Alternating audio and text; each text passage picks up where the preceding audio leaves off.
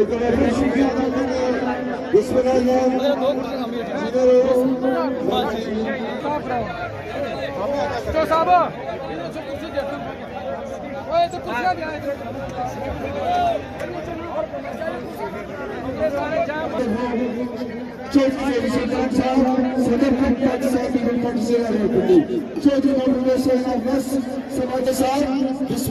जनाब राजा खुरम साहब शेर साहब चौधरी सागर साहब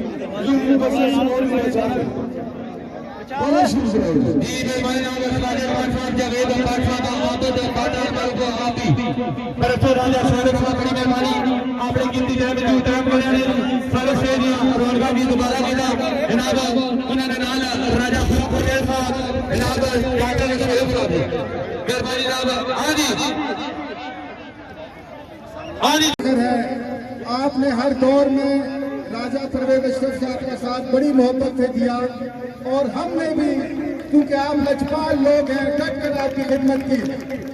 माजी में भी हमने मलक पर आपकी खिदमत की है और आज अल्लाह ताला की जात ने आपकी दुआओं के बदौलत फिर मौका दिया है, दोबारा आपकी डट कर खिदमत करेंगे इंशाअल्लाह ताला।